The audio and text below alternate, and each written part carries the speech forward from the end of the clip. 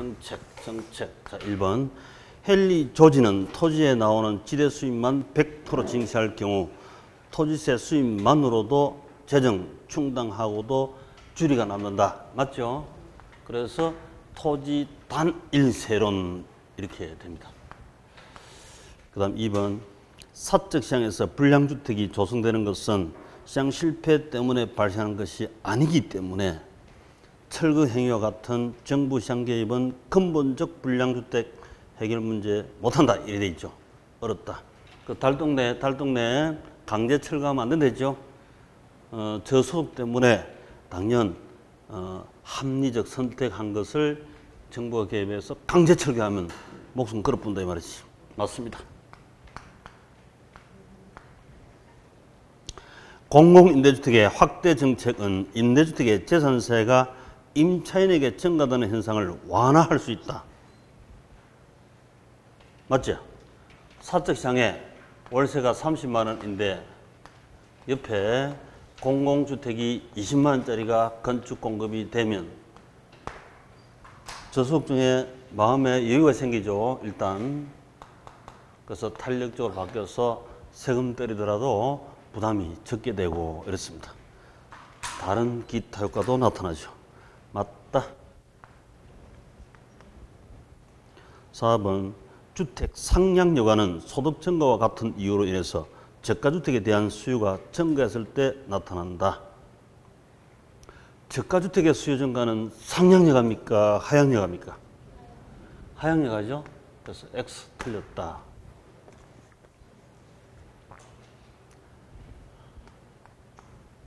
5번. 정부에서 저소득층에게 지급되는 임대료 보조금을 주택 재화 구입에만 사용. 삼겹살 못 사죠. 소주 못 삽니다. 그럼 이건 쿠폰이다, 현금이다. 쿠폰, 바우처. 저가주택 임차할 때만 사용하는 쿠폰. 일반적으로 저소득층 다른 재화의 소비량은 증가합니까? 감소합니까? 떡볶이 더 사 먹는다, 덜 사 먹는다? 떡볶이 오뎅 더 사 먹는다 이 말이죠. 다른 재화 소비 증가한다? 맞습니다. 맞습니다.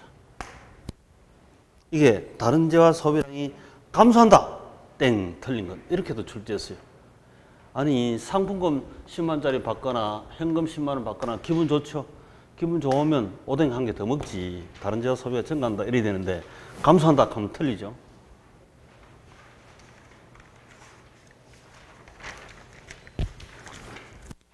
자, 19번. 우리 모의고사가 실전보다 이게 더 어렵습니다. 실전보다 더 어려우니까 약간 더 어렵게 트레이닝을 하시면 실전 가면 좀 더 잘 보입니다. 다음은 부동산 시장 마켓에서 외부 호가에 대한 설명이다. 틀린 것은 틀린 것. 1. 외부 호가는 어떤 경제주체의 행동이 시장기구를 통하지 않고 다른 경제주체의 이득이나 플러스나 손해 마이너스 가져다 주는 것을 말한다. 맞겠죠? 시장 외부 누수효과.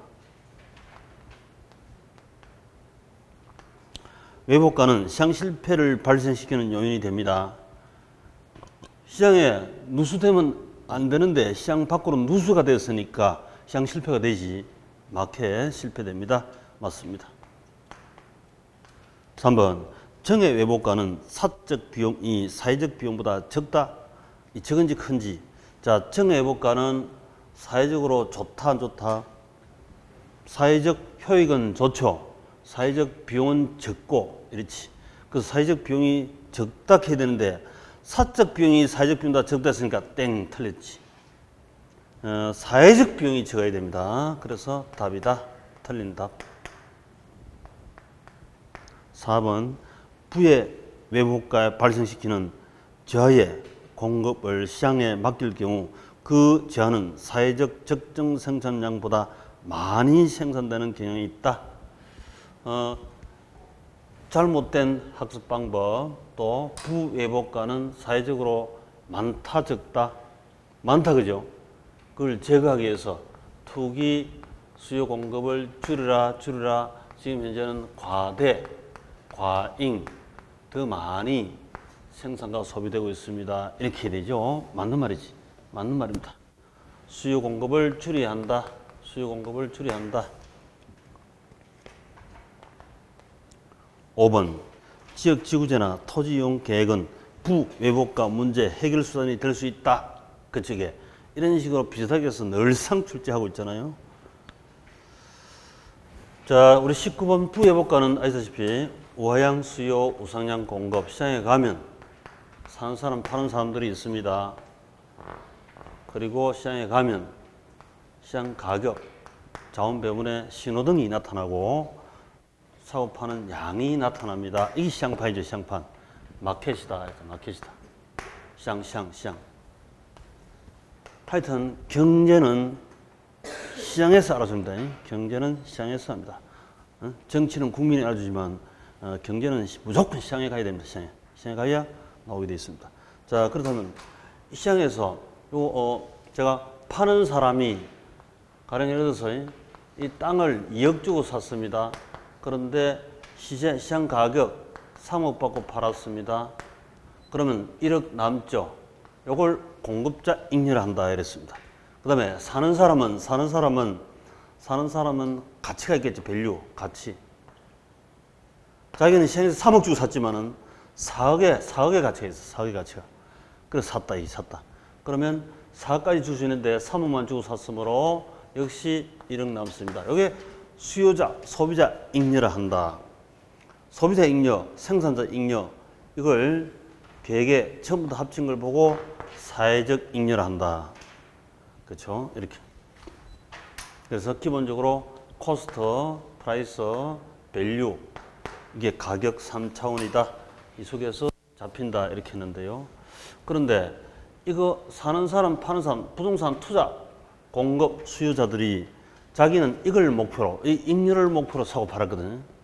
요게 의도한 건데, 이상이 수요 공급하니까, 투자를 하니까, 시장 외부에 이 당사자, 거래 당사자, 경제 주체, 이 외에 시장 외부, 시장 내부 하면 틀리고, 외부, 제3자에게 플러스 도움을 주기도 하고, 이렇다는 말이죠.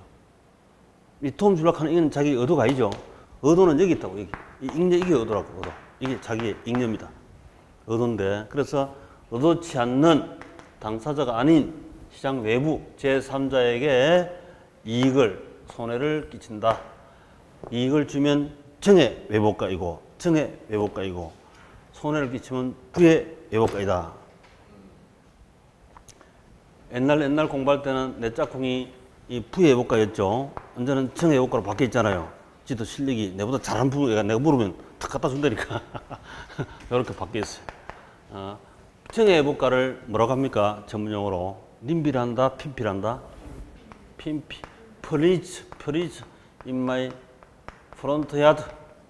우리 집 앞마당에 재발, 개발, 유치, 도로 생겨야 되는데, 마트 돌아야 되는데, 공원 생겨야 되는데 등등. 그다음에 님비, 노, 임, 백야드, 우리 집 뒷마당에, 노, 낫, 들어오지 마라. 개발 깊이, 공유공장 들어오면 안 된다 등등. 싸도 들어오면 안 된다 뭐 등. 우리 한반도에 비핵화해야 된다, 핵화하면 안 된다, 비핵화해야 된다 이런 식으로. 플러스 해볼까, 마이너스 해볼까. 이거 무조건 시험 나옵니다. 왜냐면 부동산은 부동자세니까 이게 엄청 타죠. 부해볼까, 청해볼까, 외볼까를 고스란히 감내하고 가야 됩니다. 그래서 이걸 하기 위해서 우리 공법의 지역지구제도 마찬가지고 건축법도 주택법도 온통 이것 때문에 나온 결과치라고 해도 관여할 정도입니다. 그래서 우리 시험이 너무 쉽지만 부의 효과를 소멸하기 위해서 지역지구제 한다 이런 말을 저렇게 계속 나옵니다.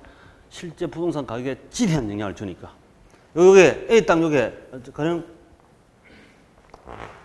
이게 남한 땅이다 그죠? 남한 땅을 북한이 핵이 있으면 이거 달랑 들고 다른 데 이동할 수 있다 없다? 안 되죠. 부동자세로 영원한 친구 같이 가야 돼요. 영원한 친구 북한 땅하고 같이 가야 된다. 그러니까 너가 나에게 이롭게 정해볼까 이렇게 고속도로 닦고 철도도 닦고 항만도 이렇게 해서 정해볼까 되는데 이거 맨날 연평도 사건 핵이 발사하고 하면 골치 아프잖아요. 부의해볼까가 엄청 크지. 그대로 북한 쪽 땅의 영향을 그대로 받고 영원히 가야 됩니다.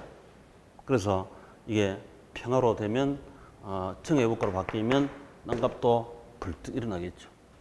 그래서 부해국가, 정해국가는 부동산에서는 어마어마하게 중요합니다. 그래서 매년 출제합니다. 시험은 어렵지 않다.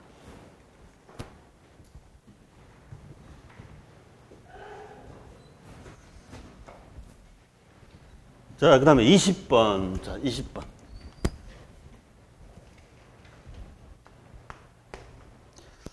포트폴리오 이론에 대한 설명 중 옳은 것 모두 몇 개냐? 이런 게 이제 어렵죠. 이런 게 시험 문제 나올 때는 나중에 풀어야 합니다. 안 그러면 찍어버려도 되고. 기억. 불확실성 하에 위험에 대한 투자자 합리적인 형태는 위험 혐오. 자, 혐오 하는 말은 시험 안 나오고 위험 회피. 이렇게 바꾸시기 바랍니다. 위험 회피. 위험 회피적이다. 위험 회피형 중에 공격적, 보수적 이렇게 생기죠. 남자가 공격적이다, 여자가 공격적이다. 여자. 조선시대는 남자가 공격적입니까? 여자가 공격적입니까? 남자가 공격적이지. 어디 함부로 이랬지. 지금은 서정상이 이렇게 바뀌죠. 그래서 둘 다, 남자, 여자 둘 다 위험 회피인다. 이게 합리적, 일반적, 이성적 투자다라고. 그 중에 좀 공격적이냐, 보수이냐, 이렇게 바뀌지. 할머니, 할배 되면, 할배 되면 할머니가 공격적으로 바뀌잖아요. 아가씨 때는 남자가 공격적이고, 이렇게. 그때 달라요. 그때 달라요. 위험 회피적 태도이며, 위험 회피적 투자자의 합리적 목적은 기대 효용 극대화에 있다. 맞습니다. 맞는 말씀. 그 다음 니은. 포트폴리오 구성 자산들의 수익률 분포가 완전 음해상관 마이너스 1이죠. 아이스크림, 군밤처럼 완전 음해상관 있을 때 자산 구성 비율 조정을 잘하면 비체계적 위험을 연까지 줄일 수 있다. 비체계적 개별 위험은 줄일 수 있죠. 체계적 위험은 줄일 수 있다 없다? 없다. 체계 위험은 시장 마켓, 시장 위험이기 때문에 시장 전체 모든 부동산에 영향을 받는 이게 체계적 위험이죠. 특정 A 부동산, 개별 부동산에만 영향 미치는 이런 게 비체계적 위험이지. 모든 부동산에 영향받는 변수는 다 체계적 위험이 되겠습니다. 그럼 정부에서 세법을 바꿨대. 모든 부동산에 다 영향을 받죠. 그런 건 체계적 위험이에요. 체계적 위험.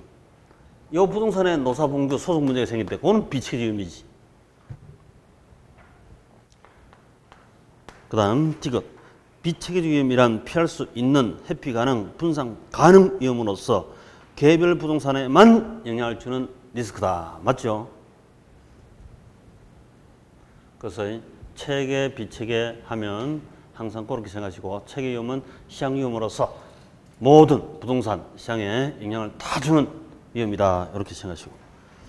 그 다음 리얼. 최적 포트폴리오 효율적 프론티어와 무차별 곡선에 접하는 점. 교차하는 점이 아니고 접점. 맞죠? 접점. 결론적으로 보면 우리 에피션시 프론티어, 효율적 프론티어다 이랬습니다. 효율적이란 말은 체계적 위험만 존재하지 비체계 위험은 이미 다 사라졌죠. 효율적이니까 효율적 프론티어, 시장 상품 중에서 제일 좋은 놈들만 골라놓은 거죠. 그 다음에 무차별 효용 곡선이 이렇게 우상향 하는데 교차하는 점이 아니라 볼록볼록 접점. 여기 이제 최적 포트폴리오다. 이렇게 최적 포트폴리오이고 보수인 사람은 방패 모양으로 생겼다. 교차하는 점이 아니고 요 점. 그죠? 그래서 공격적인 사람은 고위험, 고수익. 보수인 사람은 저위험, 저수익. 선택, 합리적 선택이다. 이거 나올 때는 접하는 점 하면 안 되고, 그죠? 당연히 얘보다는 얘가 훨씬 만족도가 높으니까. 접점.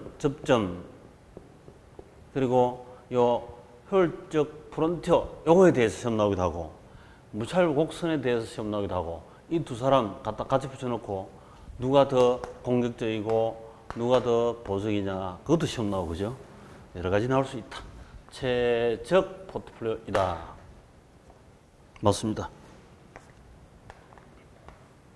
미음 투자 대안별 수익률 변동이 상이한 추세를 보일 것으로 예측되는 부동산 분사 투자하는 것이 좋다. OX 상이한 수익률이 아이스크림 군밤처럼 서로 상이하게 날씨 변동에 상이하게 바뀌는 게 좋죠. 또는 다른 방향으로 그죠? 다른 방향으로 수익률이 다른 방향으로 서로 이때는 상관계수가 마이너스지. 유사하게 움직이는 아이스크림 빈들처럼 유사하게 움직이면 별로죠. 분산 효과가 적으니까 같은 방향으로 동일한 방향으로 이때는 상관계수가 플러스가 되죠. 그래서 상이하게 움직이는 이게 좋다. 가장 좋은 것은 마이너스 1이다. 그렇죠? 가장 안 좋은 것은 플러스 1이다. 플러스 1은 위험 감소 효과가 없다. 분산 효과가 없고 플러스 1만 아니면 위험 감소 효과가 있고 마이너스 1은 최대 나타날 수 있다. 최대. 그렇게 해서 이걸 계속 시험에 나오고 있습니다. 마이너스 1을 완전 음의 상관, 플러스 1을 완전 양의 상관, 0을 독립적이다. 유사하다, 상이하다. 이렇게 해서 계속 나옵니다. 자, 이 상관계수가 갈수록 많이 나올 겁니다. 제목에서는 이렇게 상이한 수익률 요걸 만나야 리스크를 컨트롤 할 수 있다. 이렇게 하죠. 리스크 컨트롤. 컨트롤한다 이 말은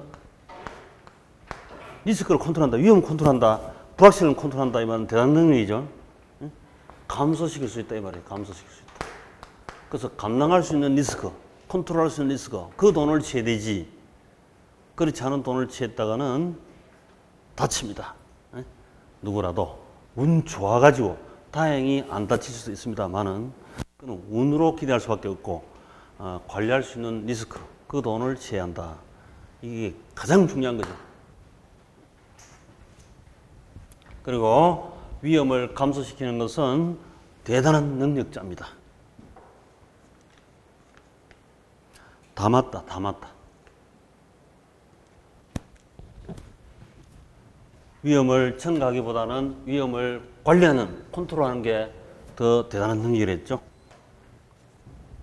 자, 21번. 사무용 빌딩의 영업수지 산정과 지분 복귀액 산정에 관한 설명이다. 옳지 않은 것. X 1. 순 매도액에서 미상한 저당 잔금을 차감하면 세전 지분 복귀액이 된다. 자, 요거는 집 팔 때 4억에 팔았습니다. 매도 경비가 3천만 원입니다.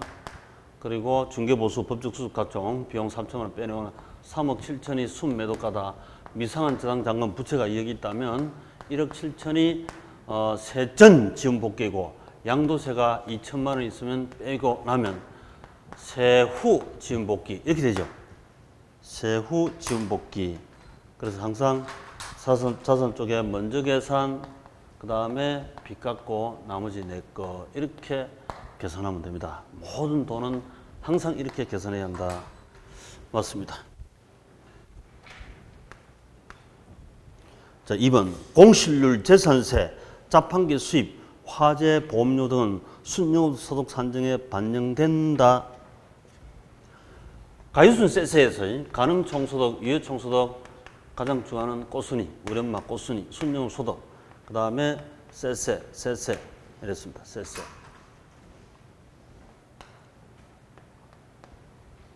순영업소득 찾는 게 제일 중요하죠. 그렇죠? 열심히 고깃집에 가 열심히 번 돈, 냉면집에서 열심히 번 돈, 그 다음에 이걸 벌어가지고 다음 부채 서비스 약속된 원리금을 갖고 나머지 내 거 이렇게 열심히 벌어가지고 약속된 원리금 주고 나머지 내 거다. 이거 세 개 구하는 이 과실, 이 핵심이니까. 그 구성 요소 중에서 순용소득 구하는데 여기에 해당하는 것. 이게 되겠죠. 자, 그렇다면 순용소득 구하는데 들어가는 요소로서 공실률. 여기 있네, 공실. 불량부채. 공실이 높다는 임대사업에서는 공실이 엄청 중요하잖아요. 그래서 가능 총 임대료 수익에서 공실 빼고 임대한 것 띈 돈, 불량부채 빼고 기타 간파라든지 옥상의 태양광이라든지 뭐 영업에 기타 잡수익 더하고 유효총수도 구해가지고 그 다음에 영업경비를 빼면 이 영업경비 속에 유지관리비, 세금공과, 손해보험료, 유세손, 선거처리, 유세손이 왔다 갔다 하는데 유지관리비, 세금공과, 건물 손해보험료 이런 걸 빼면 바로 순영업소득이 나옵니다. 자, 그러면 재산세 여기 들어가지 이게. 세금공과 우리 학교에서는 재산세 비용 여러 번 출제됐습니다. 보유가 부동산 보유할 때 세금이 다 들어올 수 있는데 종합부동산세 또 지방교육세, 지역자원시설세 또 농어촌 특별세 있잖아요. 보유할 때 내는 가산금 이게 다 들어올 수 있는데 우리 경매 공부하실 때 그때 뭡니까? 당해세 하는 게 있잖아요. 당해세. 그 보유가세. 그게 다 들어옵니다. 재산세 비용. 그 다음에 자판기 수입은 건물의 청청이 자판기 수입은 여기 들어가지. 영업의 수익. 영업의 잡수입이라. 영업의 잡수입. 그 다음에 건물 화재보험료 여기 있네. 건물은 화재보험 가입 대상. 토지는 아니다. 그래서 꽃순이 우리 엄마 찾는데 그런 계산 구조들이 다 들어가더라고요.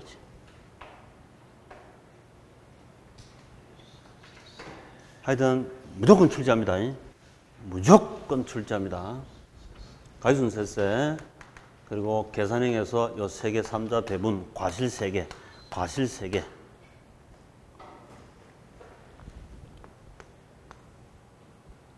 3번 재산세는 영업경비에 포함되나 영업소득세와 자본이득세는 포함되지 않는다. 자, 맞습니다. 자, 금방 했던 재산세 비용, 영업비용 속에 1년치씩 들어가고 그 다음 영업소득세는 저 아래 세세할 때 세전, 세금 빼고 세후 여기 되는 거죠. 그래서 저기서 포함하지 않는다는 말 맞고 그 다음 자본이득세, 자본이득세는 이거 아닙니까? 양도세 아닙니까? 양도세. 양도할 때 이론상은 자본이득세란 말을 쓰고 실무상은 양도소득세입니다. 여기에서 빠지니까 팔 때 빠지는 거니까 보유가세 매년 1년치 내는 게 아니잖아. 그죠? 그래서 맞다.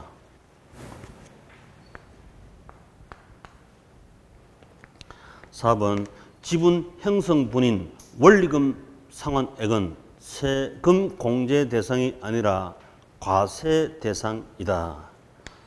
자, 그 속에서 우리 이 원리금 상환액 중에서 이자 비용은 절세 효과 있댔습니까? 없댔습니까? 꽃순이 엄마 순용소득에서 부동산은 건물과 토지, 건물 감가상각비는 세법상 송금 산입 된다 안 된다? 이자 비용은 세법상 송금 산입 된다 안 된다? 된다 했지 된다.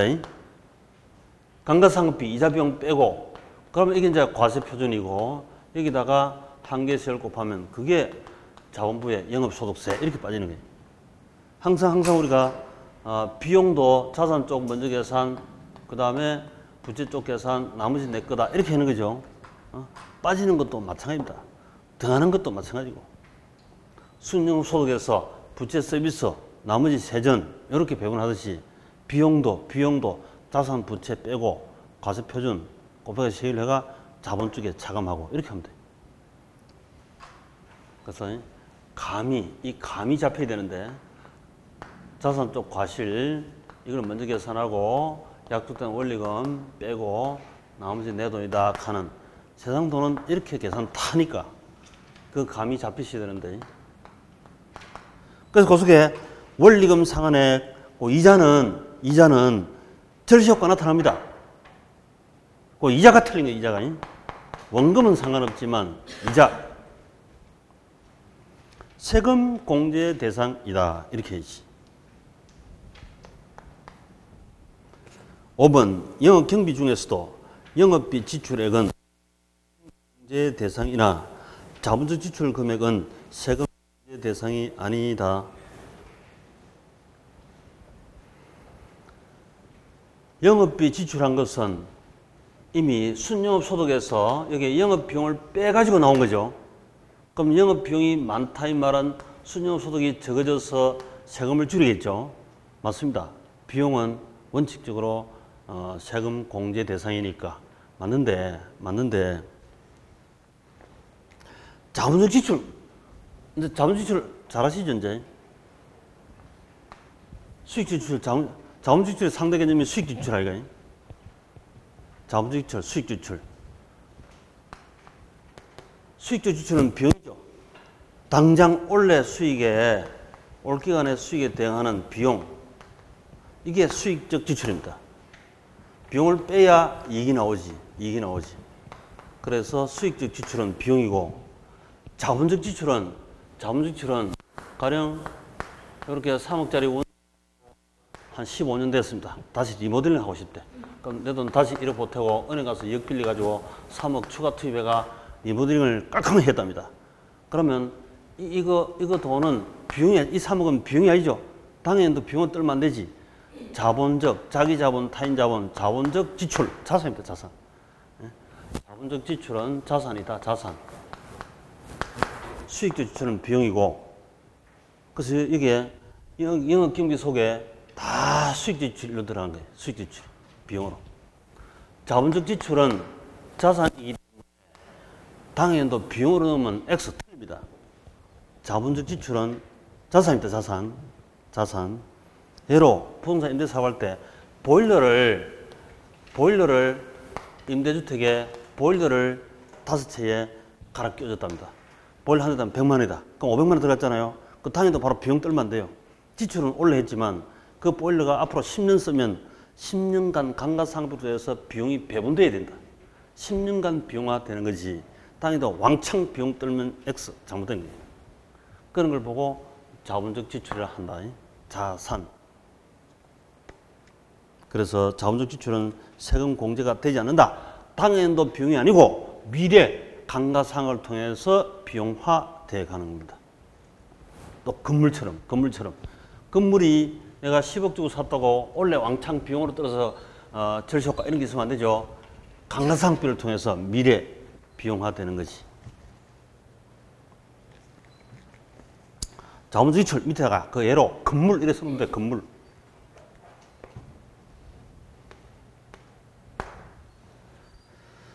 자, 22번 부동산 투자 위험에 대한 설명 중 틀린 것 X. 자, 1.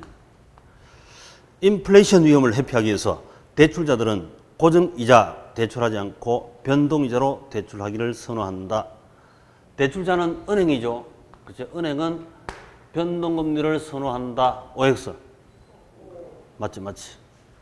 금융시장에서 많이 했습니다. 고정금리 선호는 차입자이고 요거 이자율 손해보는 위험 또 저리 차입에서 고리 상환해보는 조기 상환 위험 이 두 가지 위험을 증가하기 위해서 이렇게. 2번 위험 관리 방법으로 요구 수익률을 상향 조정하고 민감도 분석, 평균 분석 등을 실시한다.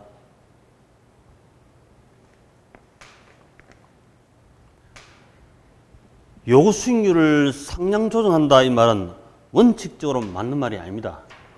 하향 조정, 상향 조정 맞는 말 아닌데 우리 보수 비관적으로 예측하는 방법은 수익은 가능 낮게, 비용은 가능 높게 하죠. 그러면 요구 수익률이 높아지잖아요. 위험이 높아지니까. 그래서 그런 보수 비관 예측 방법에서는 이럴 수도 있습니다. 그리고 민감도 분석, 위험 통제하는 방법이잖아요. 민감도 분석, 투자 가치에 가장 민감한 요소를 집중 관리한다. 그러면 임대 관리형이라면 주택 임대하면 공실이 가장 위험한 요소가 되겠죠. 그 관리. 그게 집중적으로 실무상으로 연구됩니다. 그 다음 평균 분산. 평균이 같으면 평균 수익이 같으면 분산 위험 낮은 걸 선택. 분산 위험이 같으면 평균 수익이 높은 걸 선택. 이런 식으로. 자, 3번. 최선의 포트폴리오를 선택한다는 것은 분산 투자를 함으로써 체계적 위험을 제거하는 것이다. 자, 체계적 위험은 제거할 수 있다, 없다? 모든 부동산에 영향받는 것을 낸들 어떻게 관리를 할 수 있겠습니까? 없지. 응? 내 부동산에만 영향받는 것은 내가 관리할 수 있겠죠. 근데 모든 부동산에 다 영향받는 것을 낸들 어쩌란 말이야. 감수할 수밖에 없는 거죠. 틀렸다. 그 다음 4번. 유동성 위험이란 투자 부동산을 현금으로 전환하는 과정에서 발생하는 시장가치 손실 가능성을 의미한다. 그치? 우리 이 아파트하고 전원주택하고 어느 것이 유동성 위험이 크다? 전원주택. 전원주택 시세가 7억인데 임자 나타났을 때 1억 손해보고도 6억에 팔아치우는 것이 시세보다 손해보는 1억 손해봤지만 팔아치우는 것이 덜 손해볼 수가 있습니다. 이거 손해본다고 안 팔았다가 7억에 팔려고 기다렸다가 나중에 더 떨어질 수도 있고 몇 년 더 갚을 수도 있습니다. 어차피 손해볼 거라면 손해 덜 보고 파는 것도 합리적인 남는 겁니다. 그게 남는 장사래요. 남는 장사. 손해 덜 보고 투자서 결정하는 경우도 많죠. 현실적으로.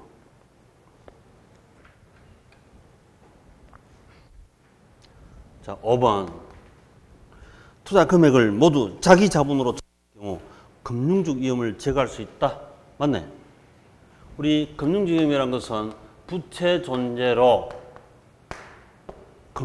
부 레버리지 효과가 나타날 때, 즉 이자 비용이 금융 비용이 고리를 땡겼으면 적다 부 레버리지다 이렇게 나타났죠. 그럼 부채가 없으면 이게 없는 거지. 전부 다 내 돈 무부채 부동산이면 됩니다.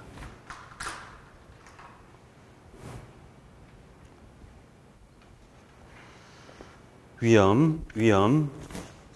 자, 우리 리스크 위험 좀 잘 봐두시기 바랍니다. 이론이나 실무나 중요합니다. 이론이 오히려 비중을 너무 적게 뒀기 때문에 그런데 실무상은 이게 엄청 가장 중요하다고 해도 과언이 아닙니다.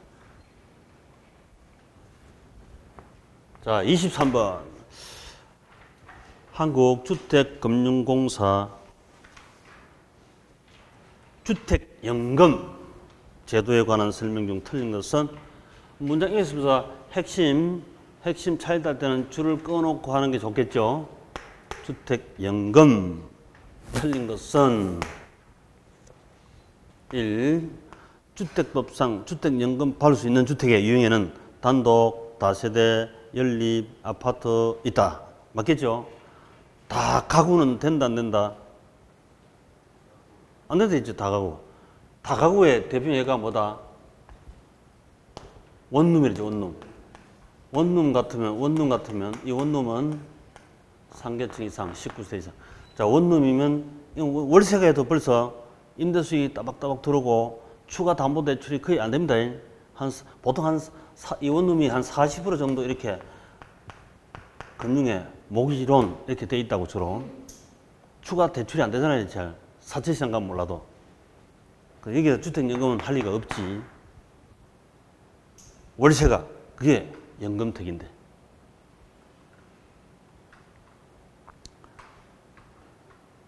그 다음 2번. 대상주택은 시가 9억 이하 주택 및 지자체 신고된 노인복지주택은 종신행위일 때는 된다. 맞습니다. 주택연금은 60세 이상 노후복지 개념이니까 집 팔 때이고 집 살 때는 매덕 6억 이하 하는 말 많이 들으시죠? 집 살 때. 팔 때는 6억 이상. 6억 9억 현적을 남겨두시고. 그 다음에 3번. 주택연금은 별도의 중도상환 수수료 없이 언제든지 전액 또는 일부 청산할 수 있다. 오케이. 해봐야 뭐 주택연금 3억짜리 아파트 하더라도 만 70세 내가 주택연금 가입해서 사망할 때까지 하더라도 주택연금은 약 92만 원 정도 현재 주로 나온다. 92만 원. 매월 92만 원. 이거 3년간 받아서 봐야 몇 푼 안 되는 거 중도상환 수수료 있을 리가 없죠. 보험자리로는 중도상환 수수료가 있다, 그죠? 1억씩, 2억씩 큰 돈을 빌리니까. 야는 92만 원씩 빌리니까 중도상환 수수료가 없어. 맞습니다. 그 다음 4번. 가입자가 사망할 때까지 지급되는 주택연금 대출 원리금이 담보주택 가격을 초과하는 경우, 장수해버렸죠, 장수. 초과 지급된 경우 법정 상속인이 상환한다? 안 한다? 안 한다. 틀렸다.